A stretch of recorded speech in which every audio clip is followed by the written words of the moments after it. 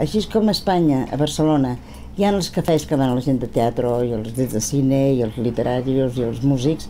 Aquí no existeix, però hi havia un puesto que era un racó que se llamava el Perro Andalús, que encara existeix. I llavors allà hi havia tota la gent, un portava un guió sota el braç per una pel·lícula, l'altre portava una novel·la, l'altre portava un d'allò, l'altre la galeria, i era un conjunt de gent que han sorgido todos i tots han sigut algú, tots han fet alguna cosa, però en aquell moment ens donàvem l'importància d'amistat també, i de desear uno suerte al otro. Uns van pujar més, els altres menys, però va ser una cosa molt alimentícia per tots nosaltres. Márquez amb el llibre sota el braç, amic molt amic del Fernando Lipcau, que era el dueño del Perro Andalús, que era un home molt important també, el Juan Ibáñez, que era un altre soci, que també anàvem junts. Qui més et puc parlar d'aquesta època tan meravellosa? El Pitol, Sergio Pitol, que també venia, el Jodorowsky, Juan Ibáñez, que era el cineasta. Ja ho has dit 3 vegades. Espera't, a veure qui més. El Jorge Fons, també, l'Arturo Ripstein, Felipe Casals, aquests eren la gent de cine. Jo era molt amiga de gent de cine, per això vaig començar a fer cine. També tanta gent. L'Homero Aritzis,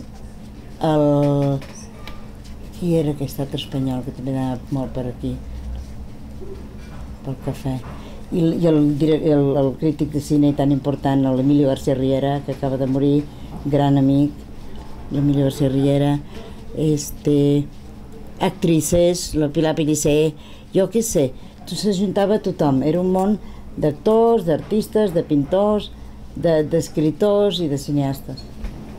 La Tecla Puesto que teníem la galeria Hamburgo, al donar la volta hi havia el carrer Copenhague, hi havia una casa molt maca, que era un primer pis, i era enfrente del Perro Andalús. Al Perro Andalús hi havien tots els nostres amics. Al Perro Andalús feien dinars, menjars i copa. Nosaltres vam obrir només cafè perquè no teníem llicència, a més no teníem tota la parafernàlia que necessites per tenir un restaurant. Però va resultar molt simpàtic perquè tots els amics venien perquè allà jugaven al dòmino, jugaven a ajedrez i es discutia de cine. Perquè hi havia un moment que hi havia uns programes a la televisió de El Cine Nuevo, el Canal 11, i era Emilio García Riera, Fernando Gou, Pepe de la Colina i Tomàs Pérez Torrent, els 4 crítics. Llavors venien i s'ajuntaven, llavors venia l'Albert Isaac, el Felipe Casals, l'Hermosillo, el Fons, va ser un moment molt maco. L'any 71, quan vaig arribar a Barcelona, primer vaig anar-hi amb la meva filla, vaig dir, bueno, me'n vaig a mínim 6 mesos, mai vaig dir el màxim.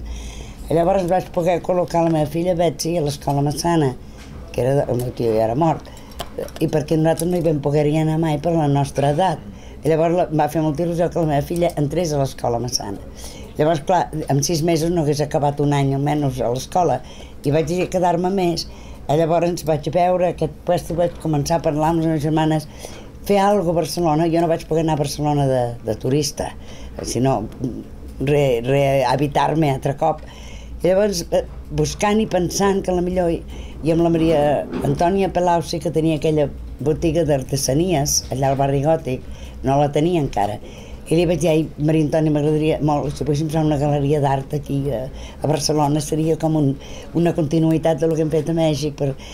I vam buscar edificis, vaig trobar aquest edifici, perquè em va enamorar del nom, que es deia Carrer de les Trompetes de Jaume I. I parlo a les meves germanes, dic que en un carrer així no podem perdre una oportunitat. Ens hem quedat. Carrer de les Trompetes de Jaume I, cantonada amb la baixada de la llibreteria. És un carreret així, davant de la plaça del Rei. I després m'entero, me l'alquilo aquest local, que hi havia el sòtano, planta baixa i el primer pis, de la Maria Condomines, que era la bibliotecària de la biblioteca d'allà al carrer Sant Pau. I llavors ho vaig alquilar i em diu, era el primer laboratori que va tenir el doctor Andreu. O sigui, el sòtano encara hi havia restos. Calla els forns i tot. I vam obrir la galeria al principi de l'any 72. I la vam obrir perquè aquí a la Montse Latera hi vam poder parlar amb el Rufino Tamayo, i el Tamayo ens va prestar l'obra per inaugurar la galeria. O sé que la vam inaugurar amb el Tamayo. El vostre joc és aquest, portar Mèxic a Catalunya i Vam obrir un Catalunya a Mèxic. puente cultural, diguéssim, més que un negoci. O sigui, jo em barallava amb molts artistes de Catalunya que volien estar a la galeria. Jo deia, mira, jo porto els mexicans aquí i els catalans els invitem a Barcelona, però nosaltres escollim. Jo no m'escogen, jo los escojo. Hi havia artistes que em van fer putada i mitja, però no en vull parlar. Per què? Perquè volien anar a Mèxico. Però a Mèxic van portar l'Hernández Pijuan, l'Argimon, el Guinovar, el Viladecans, el Tàpies, el Miró, la Roser Bru, qui va ser aquell gravador tan maco... El Pons. No, Pons no. Vam portar diversos artistes. El cas és que al cap de 3 anys vam fer una exposició que em dic 9 más 9, que eren 9 mexicans i 9 catalans a Barcelona. Va ser molt maco. O sigui que vam sempre unir una cosa que encara dura, s'ha continuat, sense la galeria, però s'ha continuat. La gent no comprava, si compraven en firmes catalanes.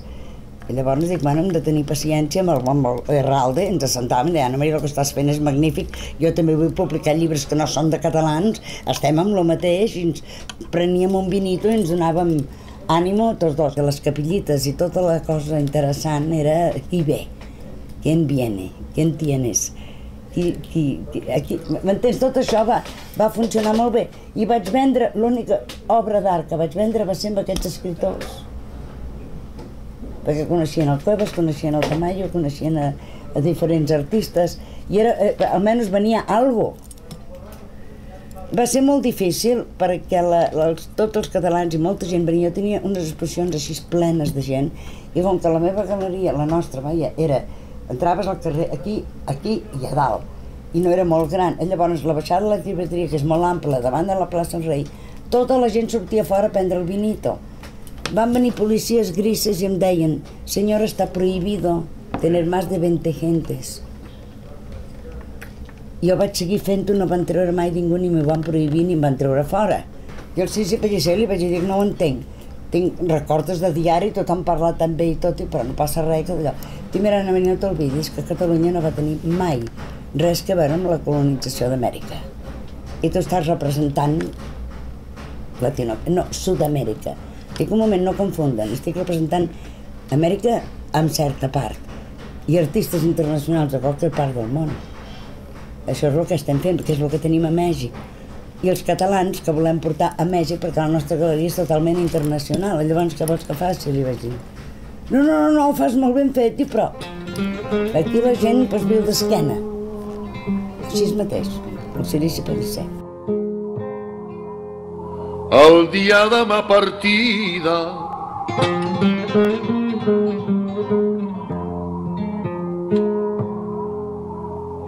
mitja vida com dormida, l'altra meitat vingui en mi per no deixar-me sens vida.